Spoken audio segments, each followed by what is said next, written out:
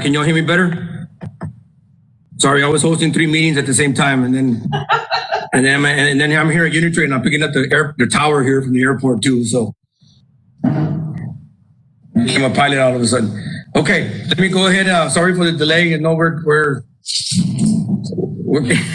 we're getting a little bit better at this. All right. Last time we took 45 minutes. Now we took 22 minutes past the time. So next time we'll get it right. We'll get it right. All right. Let me check. Let me go roll so that we can see who's on, and then we'll start with the meetings. I know we don't want to. Y'all have busy after schedule, so let me start with with roll call. Mr. Poncho Ruiz. Sure, he's on, but Mr. Ruiz, are you on? I see that.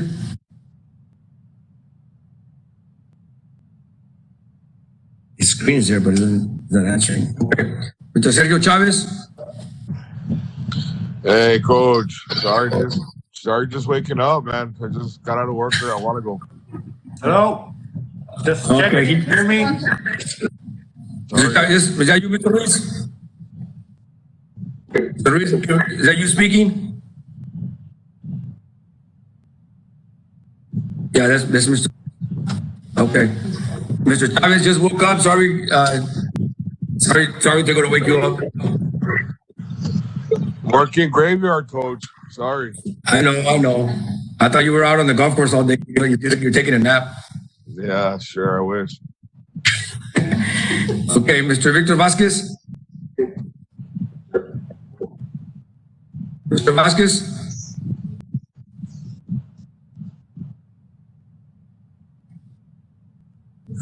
He just texted me like 3 minutes ago. Yeah. Okay. Just to be on the safe side, what we'll do, gentlemen and ladies and gentlemen, over here on the chat side, just sign in as your name and then just hit enter so we can have it on record as well. Mr. Vasquez. Can you hear Mr. Vasquez? We can't hear you. He just put on the chat, Coach, that he's present. Okay. All right, Mr. Rafa Martinez. Present. Ms. Monica Molano.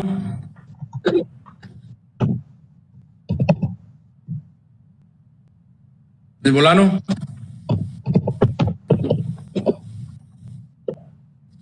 I see her on the screen there, but I don't.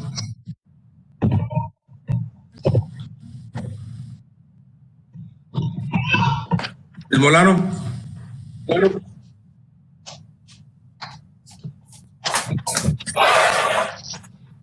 Ms. Molano.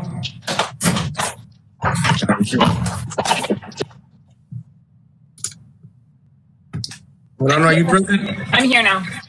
Okay. Thank you. Mr. Oli Navarro.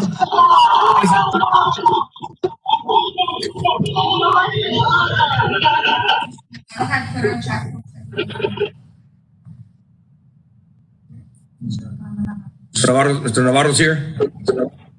Okay. Vice President. Mr. Jerry Sepulveda.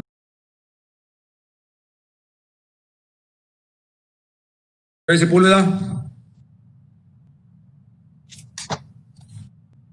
Mr. Richard Kahn. I'm present. All right, thank you, sir. And Mr. Rudy Morales. He's absent. Quorum, right? Okay, Madam Chair, we have a quorum.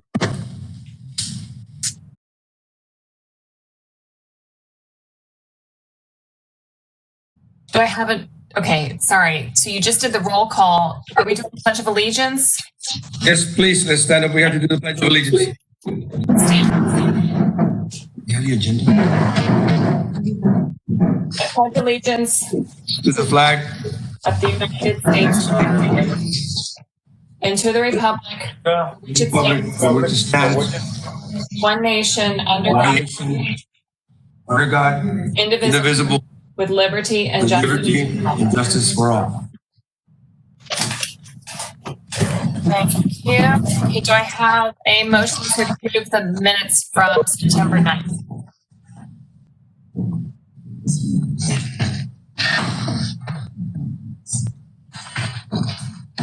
Motion. So moved. Is there a second? I think Mr. Khan motioned and Orlando Navarro second. Okay, thank you. All those in favor? All Aye. those opposed? Motion carried.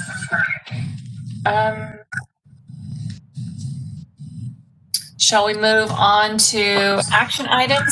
There are no communications or public comments. Madam Chair, if I can't do it, but if all possible, before we get into the master plan, if it's okay with the board members, I think so. You all need to bring it up. Move up the sports complex presentation because Mr. Chavez needs to go on to something else later on this evening. Okay.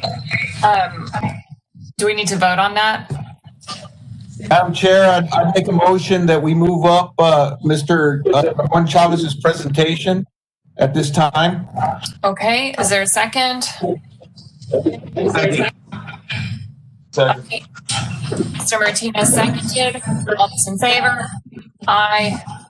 All those opposed? Motion carries. Thank you, Mr. Chair. Thank you, committee. I'd like to present to Mr. Ramon Chavez. Ramon Chavez is our city engineer. Mr. Chavez and myself are kind of spearheading the future of the sports complex. He will show you designs and timelines and timetables and issues that we can answer for you. We'll be more than glad to answer. So, Mr. Chavez, I'll turn it over to you. Thank you, Mr. Gomez. Honorable Chairman, members of the Parks and Recreation Advisory Committee, it's a pleasure to be here with you. Again, my name is Ramon Chavez and I'm the city engineer. JJ Gomez reached out to me wanting to provide a status brief report. I have a very, very brief presentation as it relates to where the sports complex is currently at and the status of it. And I'm going to share my screen here real quick just to give you some information.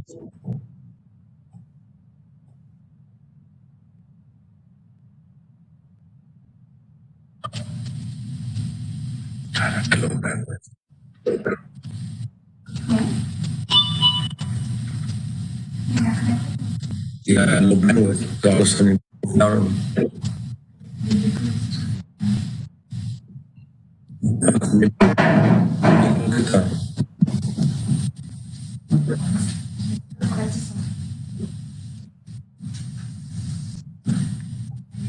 Okay, there we go.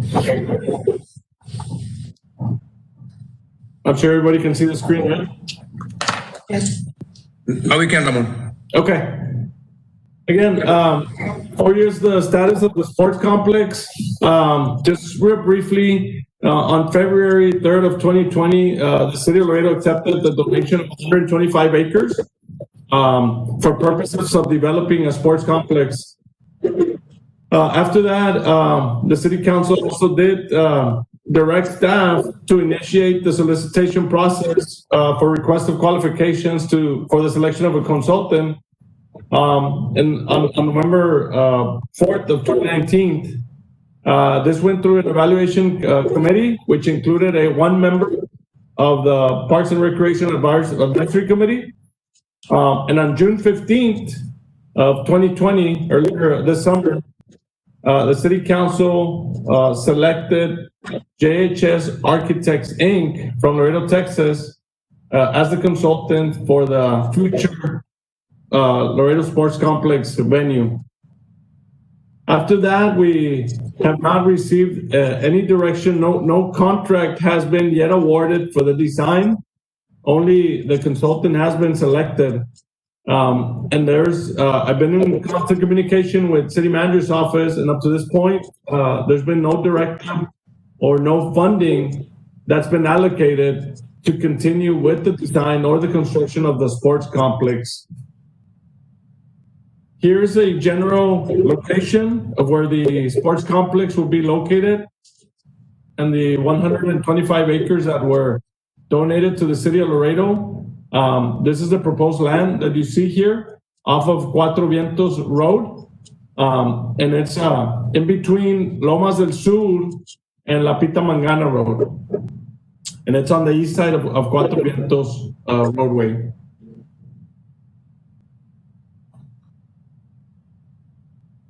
And this is just a more general location of the vicinity where you can see where Lomas del Sur is, Highway 83, La Pita Mangana, Bob Bullock Loop or Cuatro Vientos Road, Los Presidentes, Wormser Road, just to give you a better perspective. And also the future Lomas del Sur future extension, which is being called Wormser Road. And that Lomas del Sur future extension that you see here, and hopefully you can see my cursor, the future roadway, it's already under design by the county. The county has hired an engineer to design that, and that's currently being reviewed. So that's in a nutshell, that's a brief status of where the sports complex is currently at. I'll open it up for any questions that the advisory committee may have. I have a question, Mr. Chavez. It's Monica Milano. What exactly is the sports complex going to include, and how does it meet the needs of the master plan? So, for example, I see in the master plan, I'm looking at chapter 4, chapter 3, page 75. Mr. Goodens probably has this in front of him. And it talks about competitive baseball fields, and it doesn't show that we need any, but it does show that probably volleyball fields and tennis courts, and I'm wondering how that factors into what is being decided to build at this point. Part of the original direction that the city council gave us was for the sports complex, not just not look at it from the traditional baseball field, but also to include volleyball, soccer, mountain biking, and see this as an economic development tool. That was pretty much the general idea. When we drafted this RFQ, we left it as open as possible to be able to pay and have as much as possible. And part of the scope of it is for the consultant that got selected. Once we go into the design process, there's going to be a lot of outreach that's going to have to be done to get the citizens of Laredo involved.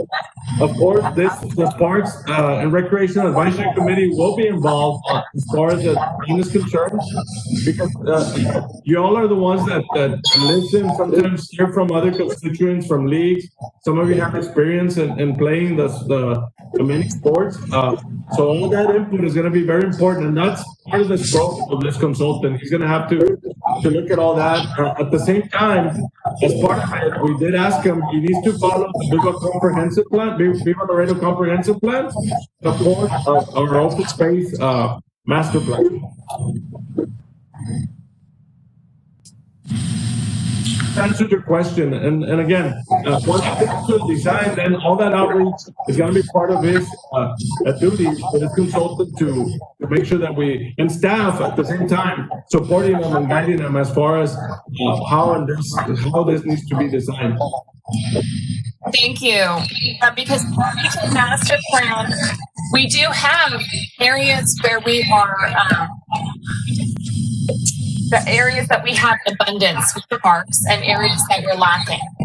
And I just would like to see the areas where we're lacking put into sports complex. Well, definitely. Once this open space master plan is completed, we will share all that information with the consultants. At the end of the day, he's not only going to have to follow that, but in my opinion, also the residents of Laredo need to get involved, and this Parks and Recreation Advisory Committee will definitely be involved in that. Thank you. I have a question. Go ahead, Rafa. With I know like with everything not coming in from for the city, and I know they were reworking the budgets. Are we still any of these projects with the Parks and Rec gonna get delayed because of maybe budget cuts, or I don't know if you guys have heard anything? Ramon, you want to answer that first? And then I'll- Up to this point, every time I get an opportunity or that I have a meeting with the city manager or our deputy city manager, or even our assistant city manager, I always bring these projects up, just to make sure that I'm not gonna stay behind. I'm on top of these projects, and as soon as they tell me and give me the go ahead or the funding is available, I move. But as of today, I have not heard that this project has not been funded. There's some funding that's going to have to be allocated for this.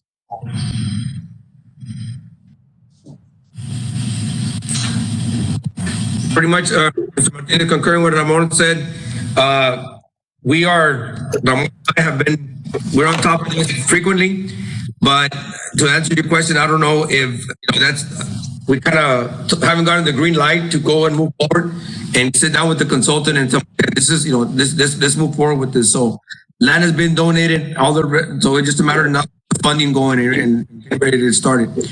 So hopefully we'll get started here pretty soon, because I know the timeline will be about 1.5 to 2 years to get this thing done.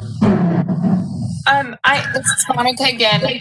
How do we give input, or how does the public give input on what we want to see in the sports complex? Once a contract is awarded to the consultant, which that has not happened yet.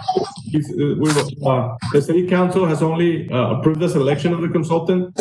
Once a contract is awarded, that's going to be part of the scope to do that outreach, and the staff will be guiding the consultant throughout this process to make sure that we check off all those boxes.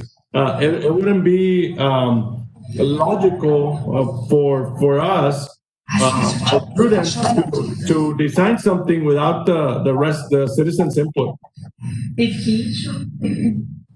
I know that was one of the questions that we had as part of it, as part of the response and the requested qualifications. And nowadays, there's a lot of with COVID and the pandemic, a lot of surveys through Survey Monkey and that type of thing, to where you get the community involved. He shows me, so they're all muted, so it's probably somebody's back if the internet is. They're all muted. I have another question about the sports complex. Is the maintenance of the sports complex going to come out of tax, the sports complex tax, or will it come out of the property?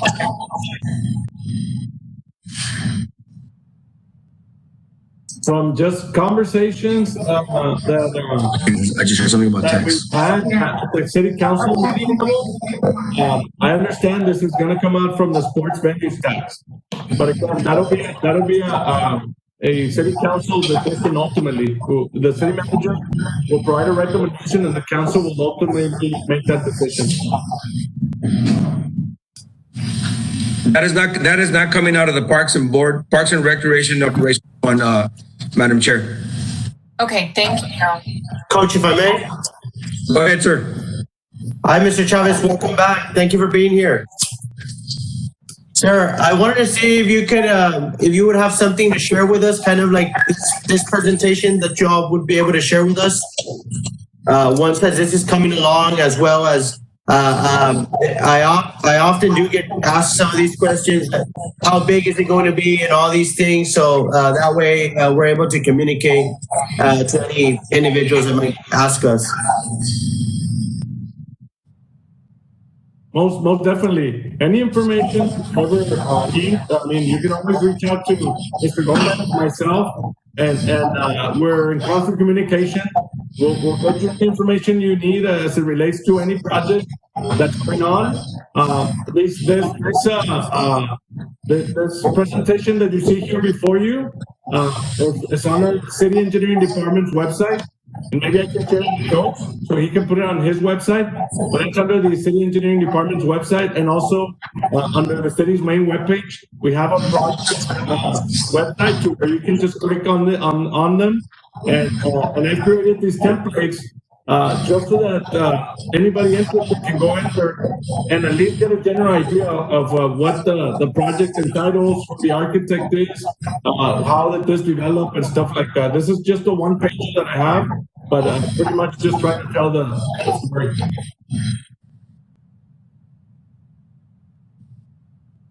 Great. Thank you. Any other questions for Mr. Chavez on, or myself that we can order on the sports complex? I know we're also anxiously getting ready to want to start with this venue, and we want to input from the community as well, and have not just sports, but like Ramon said, bike trails, hiking trails, volleyball, basketball, probably hopefully not some type of swimming in there too if we can.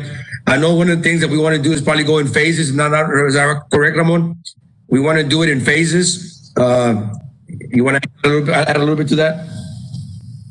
Yeah, these type of projects, because of its magnitude and just how large they are, that it's recommended to go in phases. And then again, it's all going to depend on funding. Depending on how much funding is allocated for this, we'll be only able to afford so much, and then those decisions will be presented through this board, and ultimately the council will have the ultimate decision to see what amenities they're going to want to start with and which phases. Right. Mr. Chavez, Yes, sir. is there also going to be like a handicap area for the physically challenged? Coach, you wanna? I know that one of the fields that you're looking at, Yeah. all those areas, everything that we design in the sports complex will have to meet ADA, and we'll be looking at all that as well. But I know there's a field, right, Coach, that you were. Right. Yes, sir. Correct. There's a field called the Champions Field. That Champions Field is specifically for ADA competition. One of those fields will be specifically for ADA, and it's called the Champions Field. That will be built for handicap or special needs that will have access and can have play ball or play any sports that they want to be. It's going to be a multi-purpose field for special needs or anybody that wants them, of course, to use it. But it's going to be out of the fields that we build. It's going to be a multi-purpose field it's called the Champions Field. Awesome. Thank you, guys. Okay. Any other questions, committee, or so that we can move on?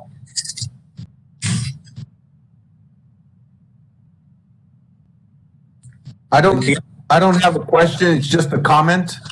I happen to have worked in the past with the architect and the landowners of this project, and they reached out to me. The ownership reached out to me and invited this committee to go to the actual facility so we can see it. They built a deck out there that you can go and stand on the deck platform and you can overlook the property.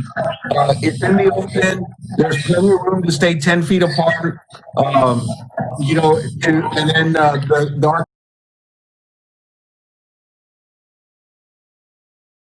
15 minutes or so. So it's very quick, but Mr. Gomez, if I can get with you and maybe we can get with all the members and coordinate maybe a time to go out there and then presentation. But Sure. I just I didn't know that. That's good to hear, Mr. Noah. That's good to hear, Mr. Noah. Definitely before our previous meeting, our next meeting, we'll coordinate with the committee and set up sometime in the afternoon, 5:30ish, and then we could meet at a central place because it's kind of hidden in there. But who did you talk to, earlier, if you don't mind? Who's the one that has Mr. Valdez, Mr. Ramos, and Juan Número Sanchez. Okay. you know. We know him very well. so we'll definitely coordinate something with them, and maybe I'll get Gloria to send an email out and give you maybe a possible date that we can meet out there afternoon. And I mean, we'll meet like at the Stripes. It's right down the road, and then we can park there and or follow each other to get over there because it is but it is beautiful land. Once you get out there, you get excited to see how beautiful that area is going to be. And this is very, it's not very formal. So if, Madam Chair, if you wanted to take your kids to just go see it, you know, things like that, you know, you're more than welcome to do that. You know, it's not a very elaborate setup, but it's nice enough to go for about 30 minutes and then, you know, take off. Sure. Anyway. Thank you for that information. We'll definitely coordinate that. I like that idea then. It's right there, Coach. It's inside Wormsor Road. You go inside Wormsor Road and then good half a mile into your right. Kind of right across LBJ, ladies and gentlemen, pretty much to give you an idea, right across the highway from LBJ to the east side. Juan Nieve. Right. Okay. All right. Now we'll definitely coordinate something here in the next couple of weeks. Okay. So we all can go out there and meet up. Okay. Anything else, Madam Chair, committee members, or Mr. Ramon Chavez? But now we'll constantly keep Ramon we'll constantly bring him up on board once a month to give us updates. Or anything that he said, we'll keep it on our website. Any updates that we have, we'll put it on our website. We'll put it up on his project's website, so that in case you get asked from constituents, hey, what's going on? Where we are with that? We all can have the answers. I know it's I know that, including myself, I get stopped at least 3 or 4 times a week asked about this. If I go to HEB or go stop and put gas, and I told them hopefully we're pushing along. So.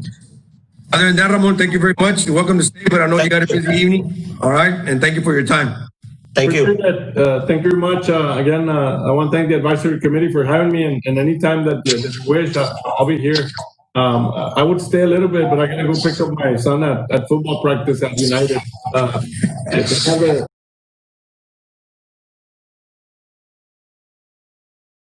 We beat Alexander last night in volleyball, my daughter. I gotta be biased now. I can't say anything anymore, so I gotta be biased. Friday Night Lights, San Agustin.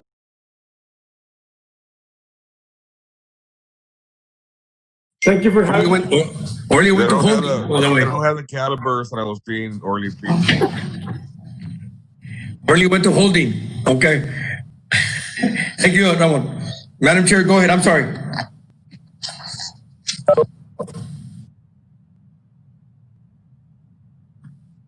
Okay, do I have a motion to move back to the master plan? So I'll make a motion. Second. Mr. Conley. Okay. I'm sorry. Who seconded? Who seconded? Orly. Orly seconded. Okay. All right. Good afternoon again. Online we have Mr. Christian Lenz from HERF Half Engineering for our master plan. I'm going to let him do a little introduction, and then if we have any questions, I know we sent out the link to you all. I know it's we're on the third and last leg of this master plan that's been going on for a couple of years, and we want to move forward as soon as possible. I told Christian that we wanted to get it done before the year so we could take it to council and move on forward with our master plan. So, Christian, go ahead and open it up to you now. Wonderful. Thank you so much. I just want to make sure, can everybody hear me? Perfect. Well, thank you, Madam Chair, members of the committee.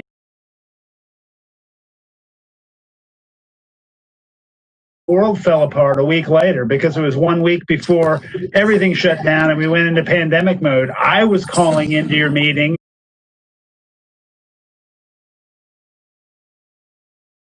Kind of interesting.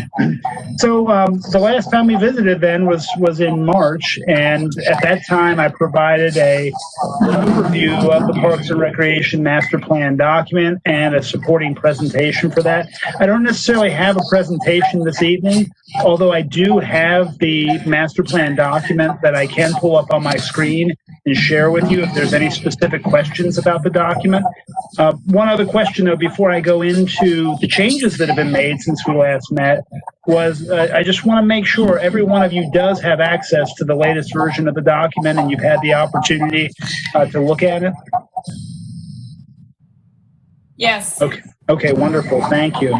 Let me go ahead and share screen, and I just want to call attention to just really a couple options or a couple specific items that have been modified on the plan since we last spoke. So a few things that I want to bring to your attention, and actually first and foremost, Madam Chair, I wanted to bring up this screen on recreational facilities and target level of service based on your questions that you had during the previous presentation on the sports complex. And I did just want to remind the committee and affirm that the master plan does promote the construction of a new sports complex in Laredo. There is a specific action regarding a sports complex. And in addition to that, when you look at the target level of service for recreational facilities, you'll see that when it comes to competitive ball fields, that even with today's population, the city of Laredo is already at a deficit. Assuming 2040 population, there's a significant deficit if additional facilities aren't constructed. So I just wanted to confirm for the Where committee. are you? Right, what page are you on? I'm on page 89 in chapter 4. Okay.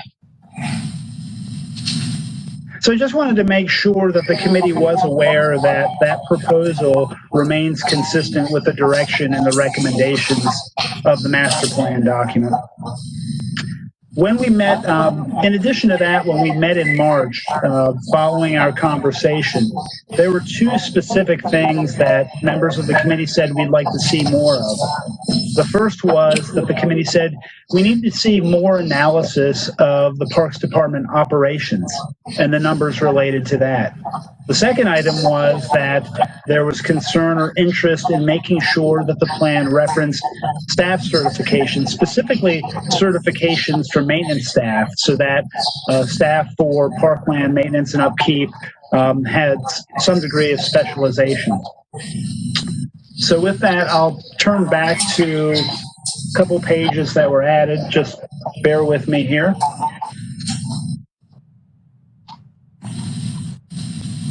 So we added a number of pages in chapter 3 of the document about operational analysis, and specifically metrics about funding sources and about staff resources as well. Rather than going exhaustively through all of that, I can really just jump to the summary of that operational needs assessment, which was added. And basically what it's saying is,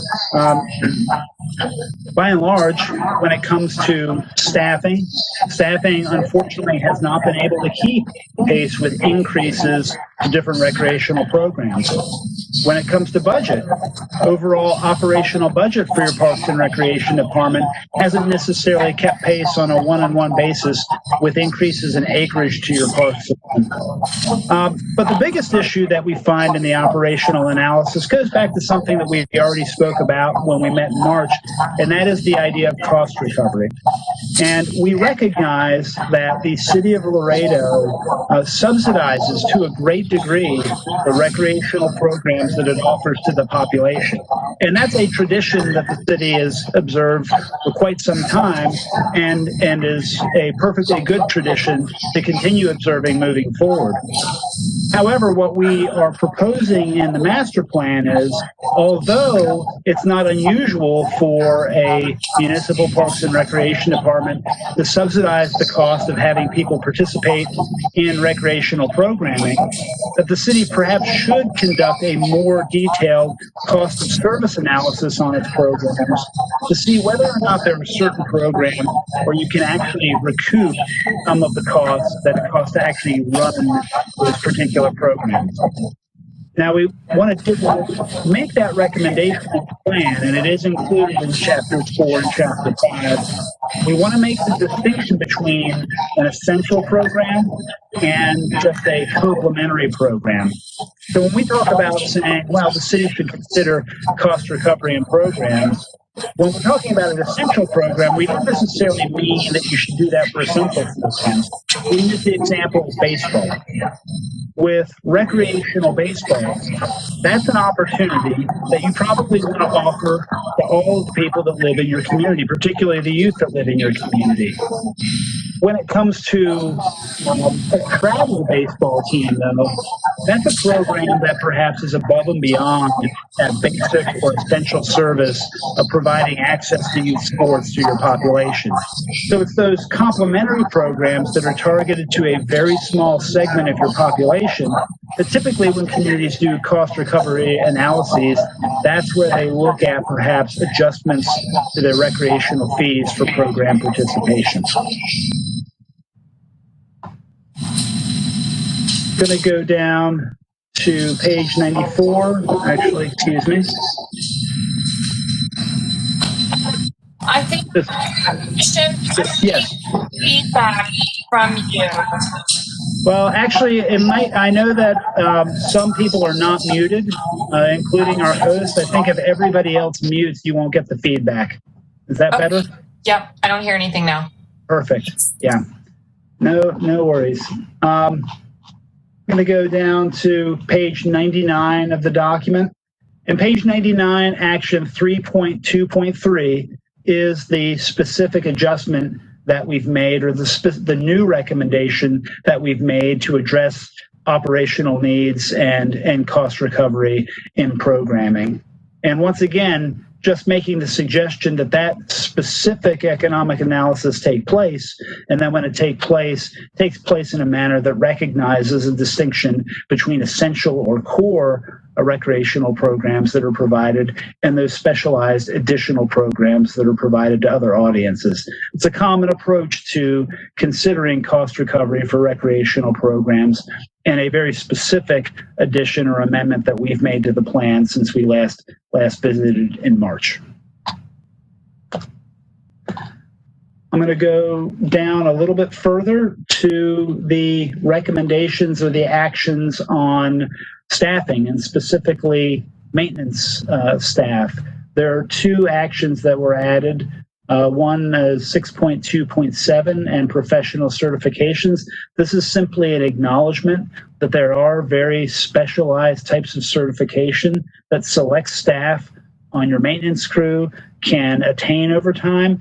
And that recommendation is in direct response to feedback we got from the committee during our last visit, indicating, we need to make sure that there are certain staff members that are specialized in certain types of maintenance responsibilities and in certain types of upkeep.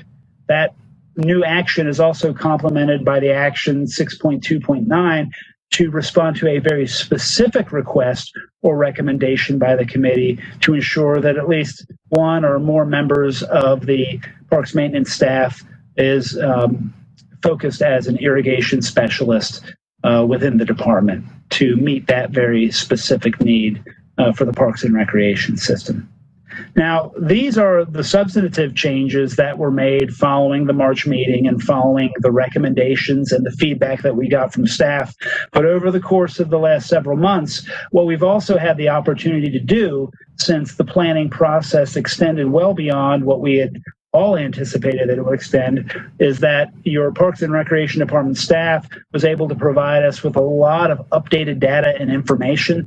So many of the tables and charts that are included in the Parks Master Plan have been updated with 2019 or 2020 data.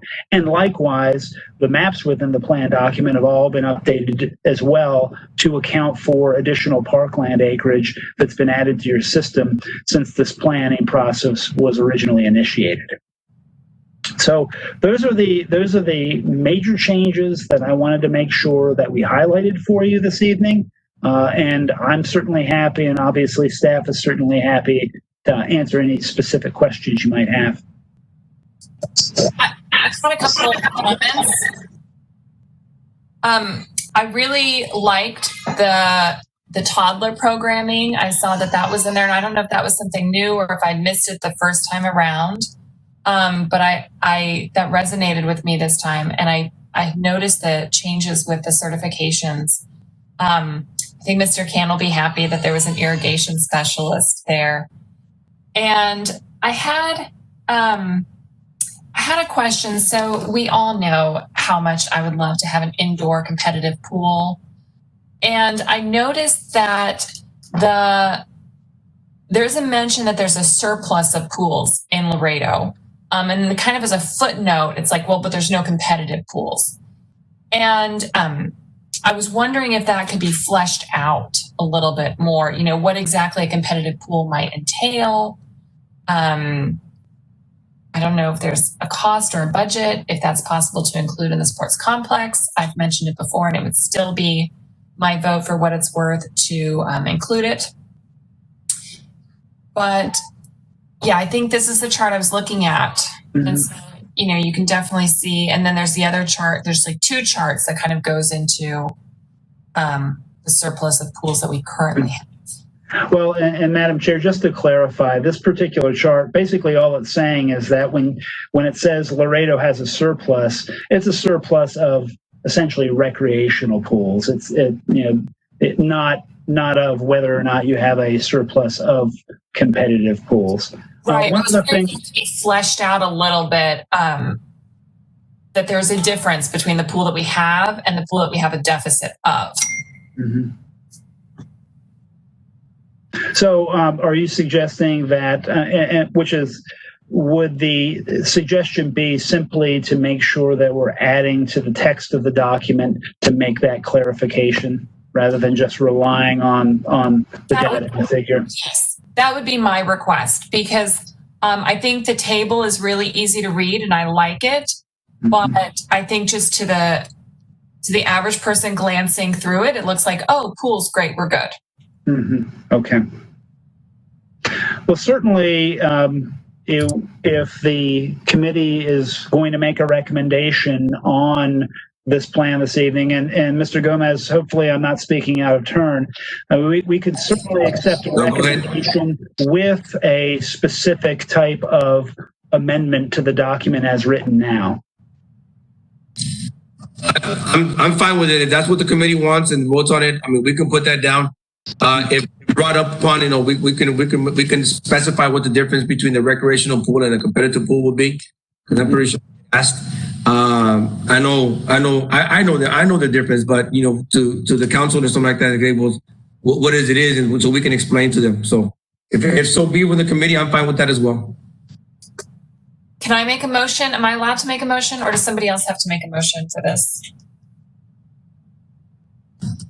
I think no, Madam Chair. Somebody has to make a motion since you're the chair.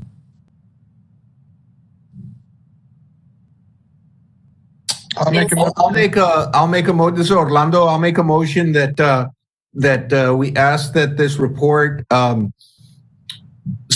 specify the difference between a recreational pool and a competitive pool, and then put it in the report as far as what Laredo has when it comes to competitive pools. I don't know if I said it right. And compared to other communities, like they've done with, you know, showing what we have and then comparable communities. Right. I'll add that to the motion. Does that work? Thank you.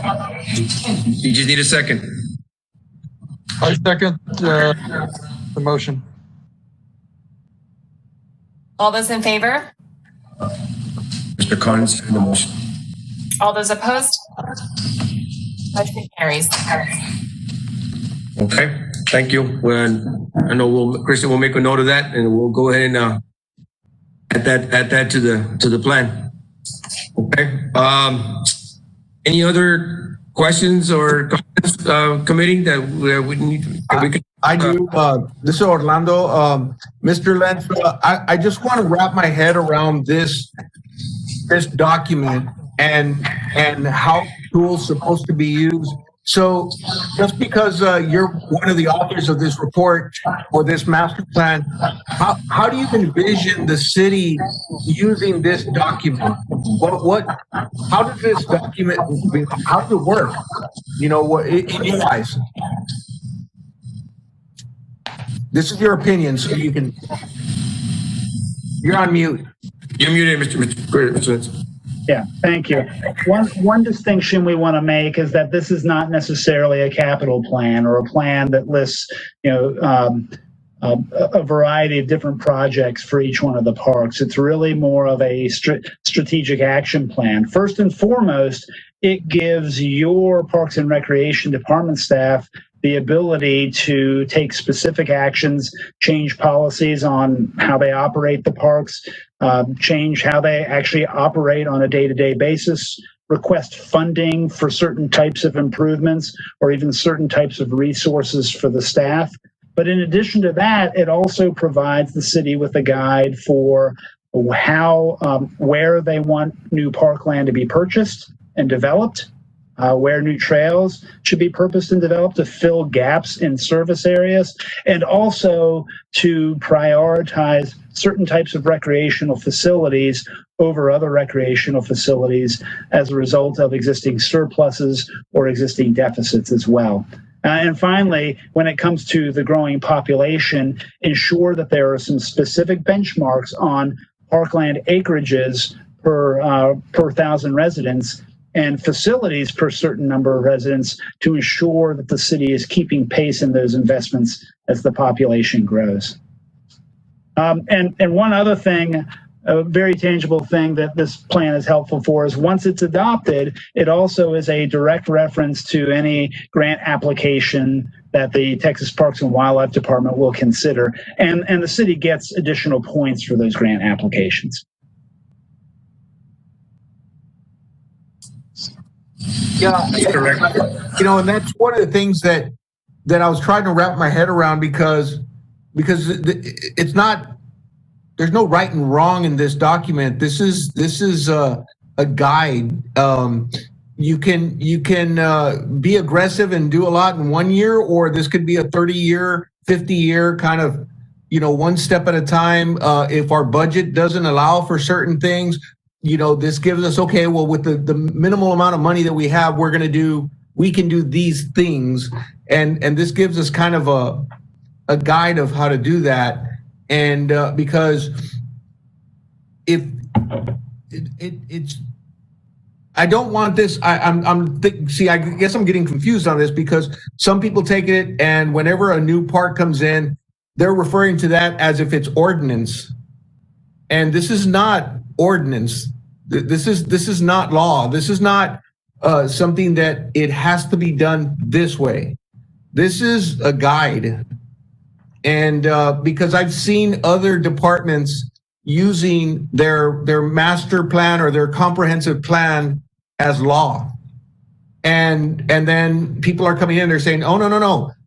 It has to be done this way because this is the future master plan and this is what we're trying to do. Well, yeah, that's what you're trying to do, but that's not ordinance, it's not law. And so there's really a confusion when it comes to this. And I just wanted to ask you that question to understand what this document is and the tool and how it's to be used. So thank you for your answer.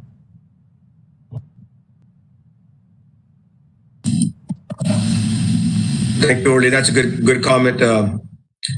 And you're right. It's not the law. It's just a guide, and that's what we can fall back on. But it's not. This is the way it's going to be because this is what's in between the pages. But again, it will be a guide for us as well. Okay. Anything else, committee, for Mr. Lenz that we can ask or concerns or? I have another question.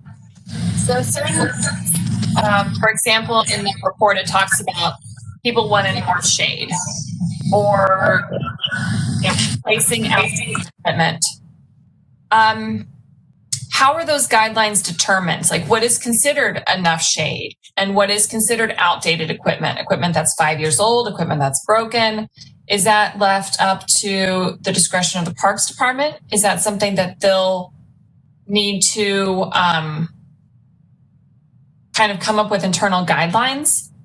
Or does this report, or can this report give those guidelines? For example, after 10 years, equipment really should be replaced.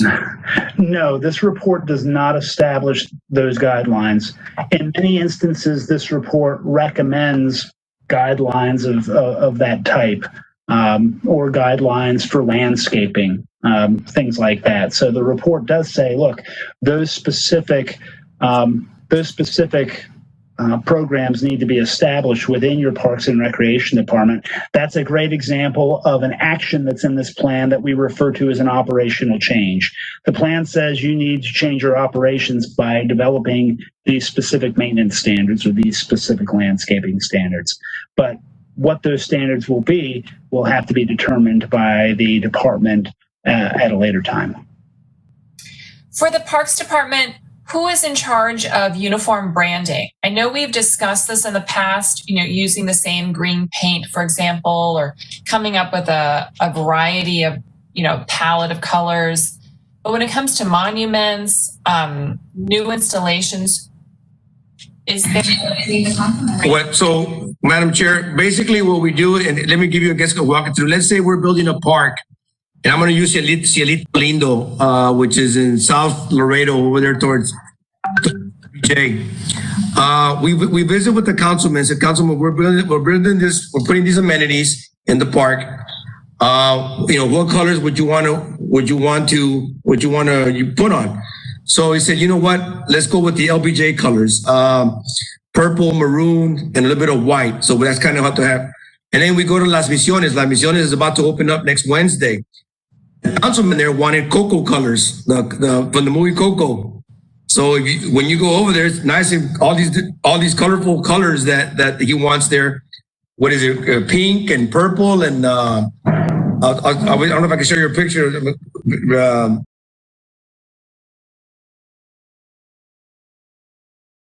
With the councilman to see what they want.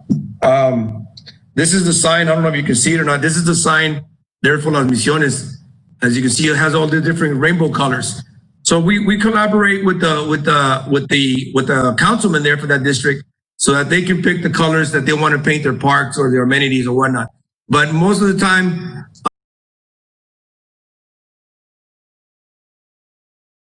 but again, we make sure that we go with each councilman to tell them what color theme do you want to use in this park.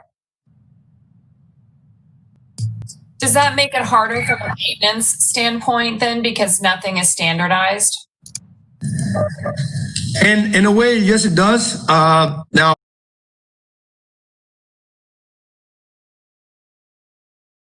so we'll get a surplus of paints or whatever we need to. But when it comes out of the general fund, like on our end, we have our greens, we have our reds, we have our yellows, and the basic colors that we're going to paint, that we're going to do some modification, we're going to clean up. For example, as you know, this past summer, all of our employees, when we close the rec centers, when we close the and the pools, so we had a beautification committee. All those employees over the summer were sent to the park.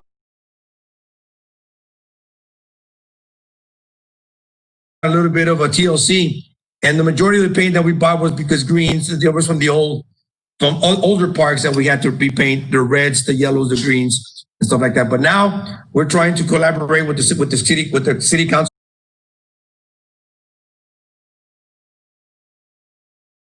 He's got 3 parks over there in San Isidro, and he wants to change some colors to some of the different parks. So we go with his recommendation, but we always buy a surplus of this.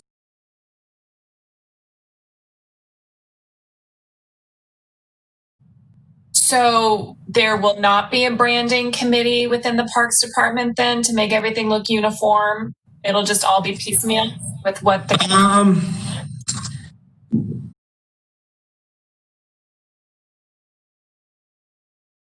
But it comes out to the councilman. Basically, I mean, we can, but it comes down to the councilman. Like I said, that what we want to paint. Like again, this is Las Misiones that they want the cocoa colors. So, but I mean, we kind of between internally we.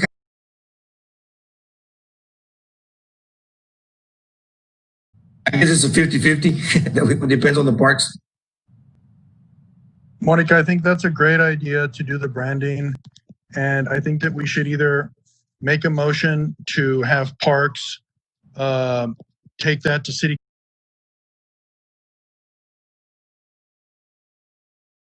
Because that would save on maintenance, and it would save on having to keep up with colors and make everything.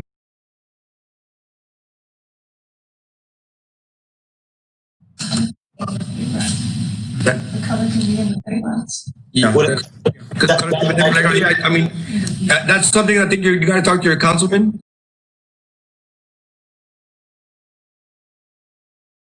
Agenda, and then we can definitely follow up with that. With y'all's recommendation, if so voted on. Okay. And that would include, branding. So, I mean, uniform trash cans, uniform benches, uniform colors. Maybe the playscapes would change so they're not all the same.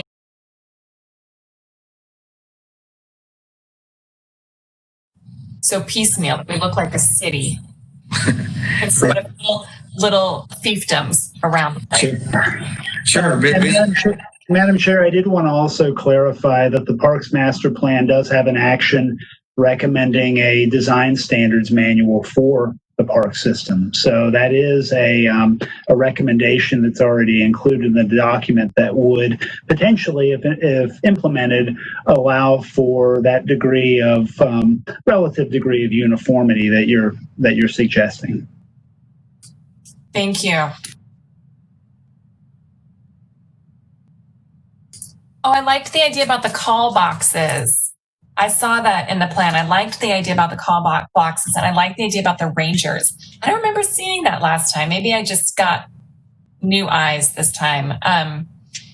Does the city have volunteers that like to go around to the different parks? I mean, is a park ranger volunteer system something that we think is feasible in this community?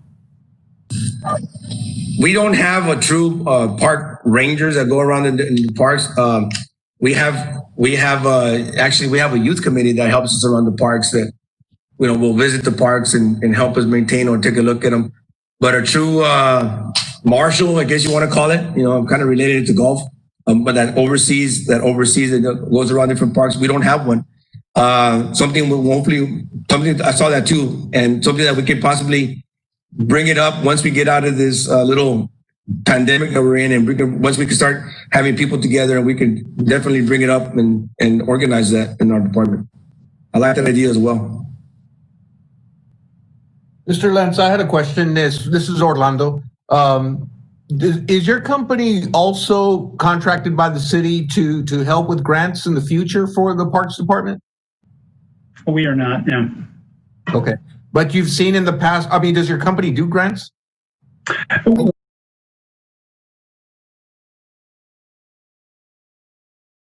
And this, you've seen with your experience, a master plan is very necessary in order to request whatever we're going to request? Oh, yeah. With the competitive nature specifically of the Texas Parks and Wildlife Department grants, a Parks Master Plan is a major component of the scoring. Because a lot of the comments that are being made, and they're good ideas, and it seems like, oh, you have to go to the councilman, but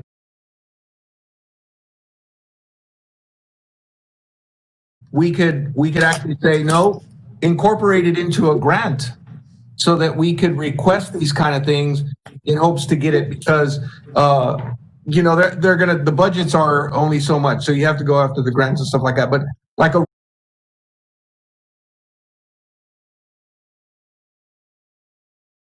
competitive swimming pool, all these ideas that are coming out.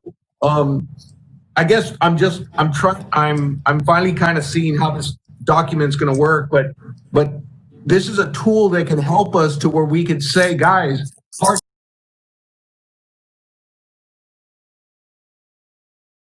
and hopefully this tool is going to be there to help us provide data in order to justify our need for it. Well, two things I'd like to say in response for that. First off, I know that your Parks and Recreation not only grant writing, but writing successful grants. So I think they've got a long record of that. But regardless, one of the components of the Parks Master Plan also is an appendix, which provides a very extensive list of funding sources, not just for capital projects, but for a lot of other programs and things of that nature as well. If I may add to that, the city recently hired a grant writer that helps all the departments find grants, and Mr. Arnold Lozano.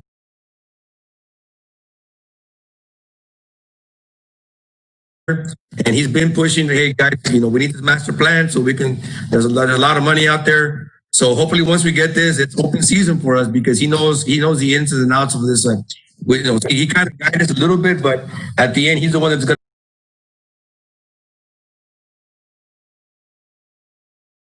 Very briefly, familiar with Mr. Lozano. He used to be my boss previously. Now he went over, he went over there. So we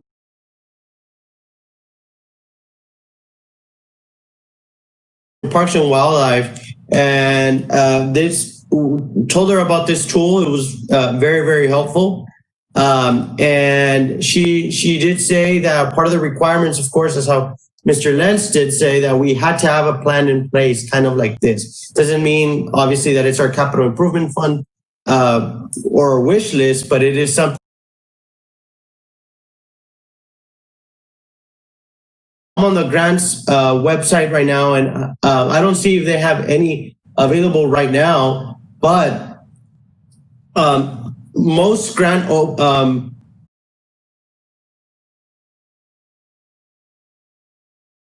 session through the legislative session, so they'll come up, they'll fund all these things. So I think that that's something that we want to start looking into, is probably early next spring to see what other funding. I know yesterday morning. I'm sorry. Yes, this morning. I ran into this morning at the at City Hall, and he was telling me that most grants are put out.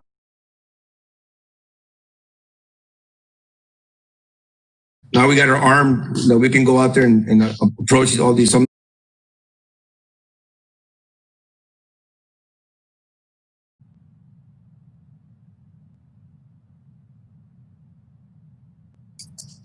I had a question for Parks Department.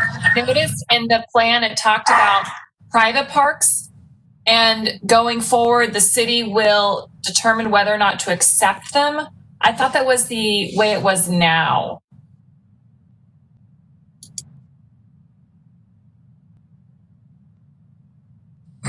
I'm sorry, Madam Chair. Can you repeat the question again? Yeah, when I was reading the report, it talked about the city needed to have discretion over private parks, whether or not a private park would be allowed to be built. And I thought that was the case currently. I'm sorry, I don't have a page to reference. Yeah, well, I can respond to that. Certainly, the city has the discretion, but the Parks and Recreation Master Plan makes a series of recommendations about your existing parkland dedication provisions and ways that those provisions can be improved. One aspect, actually, in particular, is giving the city more discretion over where exactly that park space is located in relation to the residences that are going to be in that new development or subdivision. So there's a series of different recommendations in the plan document about improving those types of dedication standards. I don't recall off the top of my head that the plan insinuates that the city doesn't have the right to choose that now.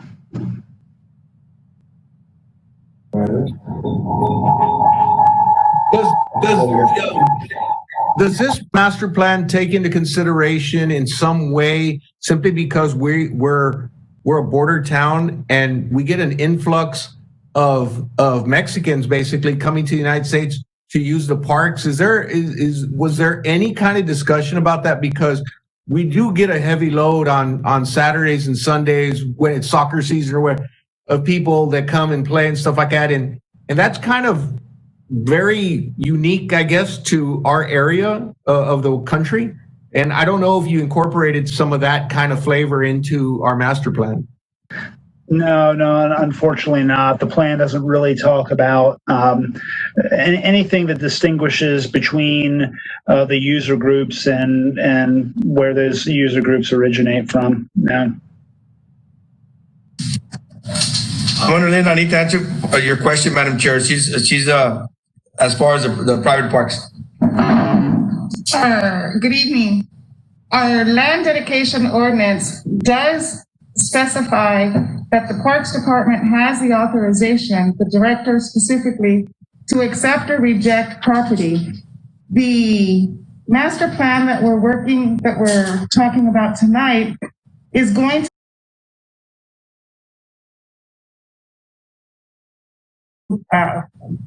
ability to accept or reject the park's recommendation. But this master plan is going to give us the ability to have more direction with regard to, like it speaks to pocket parks. We've got developers who are trying to give us pocket parks left and right because that's all they've just got a little piece of property that they just want to satisfy the land dedication ordinance with. And the master plan is very specific with, we really need to start moving away from accepting pocket parks. They're very high in maintenance and they don't really serve a large population. And so to deal with them, if you will, on a case-by-case situation, if we need it as a trailhead, as a connector, that's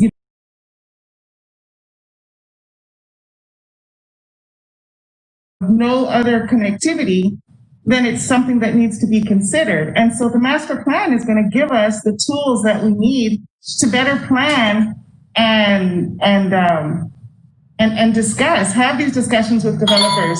This is the direction that we're taking, and this is why, and this is where we're trying to go. Thank you.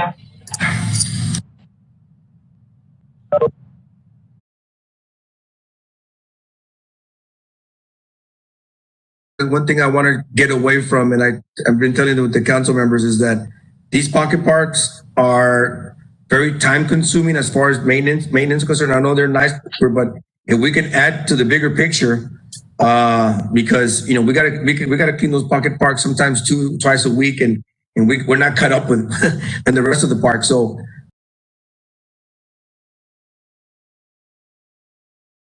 this is, like already said, it's not the law, but this is something we can guide ourselves with,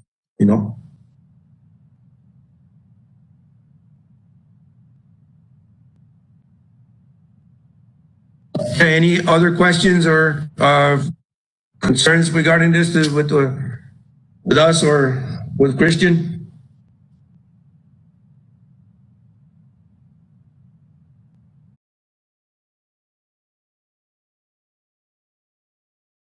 Sorry. That just means that the World Series is about to start. Wow. Sorry, Tickle.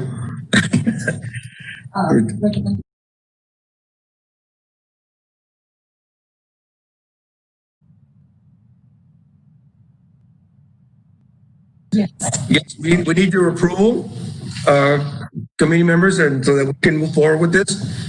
I don't think we're just that one recommendation as far as the pool is concerned. Other than that, I think it was a really well. I want to give thanks to our staff because they were driving all over the place to making sure that we didn't miss 1 inch or one yard of a park and make sure we documented everything. And they even counted somebody's yard swings and sets.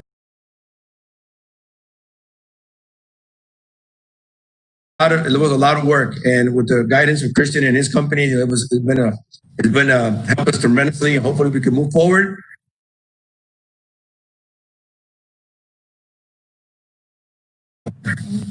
It has been a work by Mr. Navarro. I second. All those in favor? Aye. All those opposed? Motion carries. I wanted to vote too. Okay, thank you, Madam. Thank you, committee. Thank you, Madam Chair. Thank you, Mr. Nance, and everyone over at Half Associates for the hard work that you all put into and the time and effort. Uh,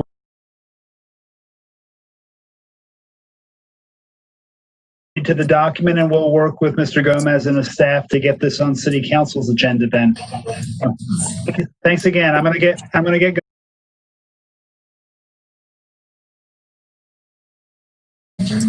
If I may, Mr. Go ahead. Since this was already approved, the timeline.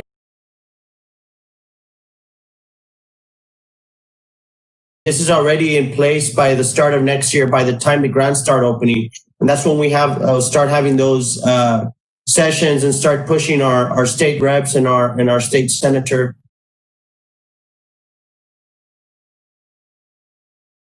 A member of the Parks and Wildlife Commission from Laredo on that big committee. So, we can start making that push on our end. Correct. Our goal is to take it to the second meeting.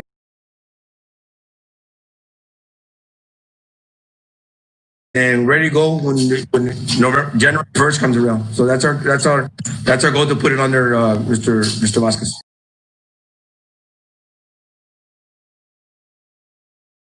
Discussion for next meeting. I know next meeting runs into November. It's right towards Thanksgiving if we normally meet, but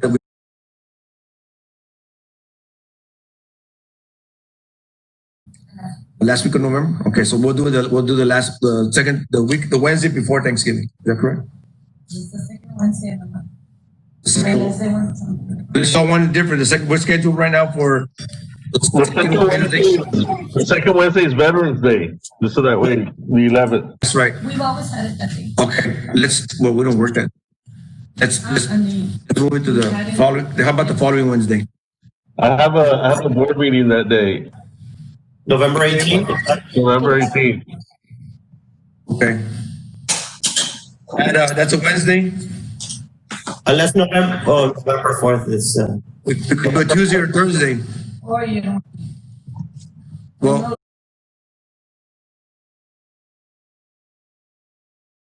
if anything, I would just like to meet just to give you an update of where the master plan is, that we're that it passed or. Is there any way that we could use the trip out to the new sports complex area as a meeting? That's a good question. I don't know we're going to meet. If anything is discussed, we have to be careful with the open meetings.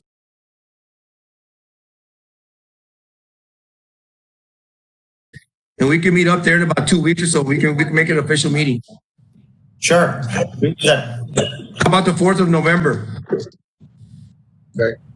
Is everybody okay with that? Yes. If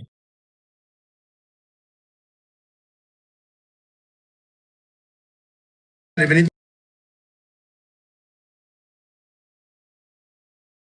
as far as with the And just to let everybody know, we have the luxury of picking the time, whether it be morning, afternoon, or evening. So keep that.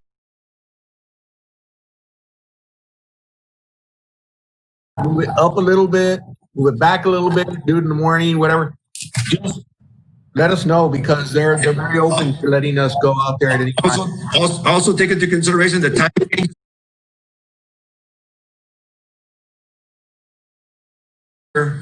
In the afternoon, maybe we can take a couple hours or earlier than that, or want to do it. But the time change, I think next week or so. JJ, any reason why we can't move the meeting to noon? No. Lunch.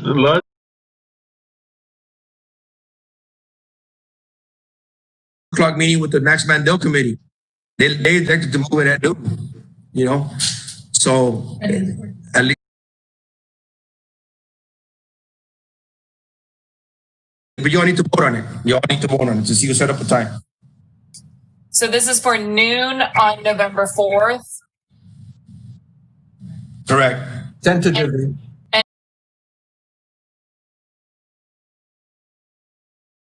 Go see the. Okay. That's fine with me.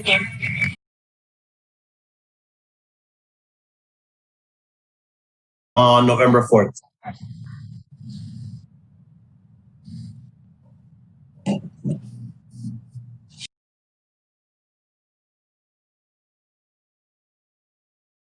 Anything after that is fine.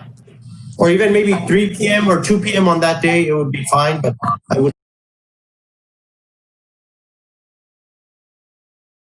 No, it would probably have to be anything after 3. What about if we move it to November 10th? The day before Veterans Day. Veterans Day. On a Tuesday. Sorry. It's a Tuesday, correct? Yes. Sure, anytime I'd be available. I'm open to that. When's election day? November.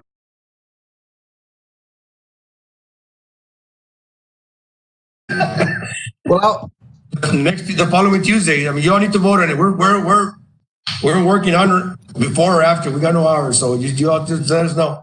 I can do 3 o'clock on Wednesday, November 4th, but was the idea to do it during lunch so that people would take off?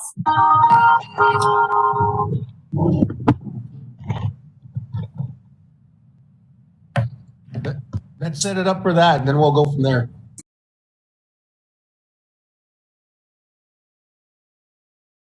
I'll make it at 3. I have a kickoff meeting. I can't make it at 3. Then don't go. No, well, I wanna do public comment. I wanna overlook the park. I wanna hold your hand, Orly. What about November 4th at 4 p.m.? What happened with the 10th? What happened with the 10th on Tuesday? We're writing notes down. Is there a certain time on 10th? Something on the 10th?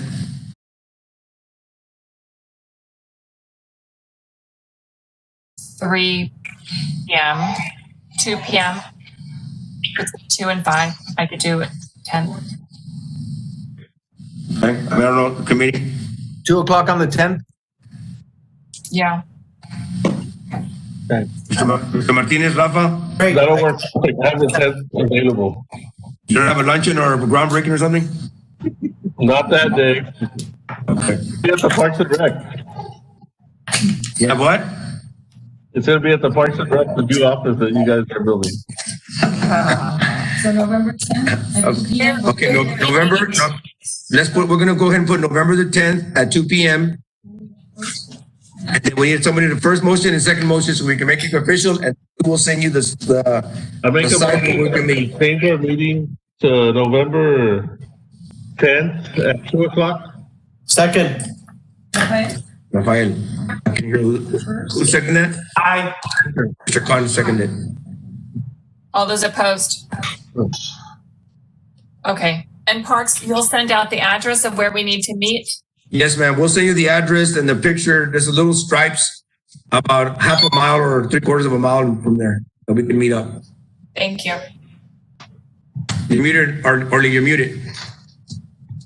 Are there any, If you have a car, it will access the property. It's a good road, so you don't have to worry about scratching your vehicle or anything like that. So.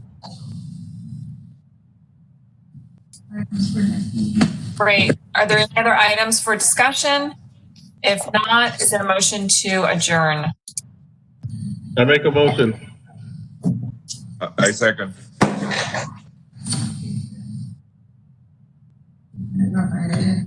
All those in favor? Aye. Aye.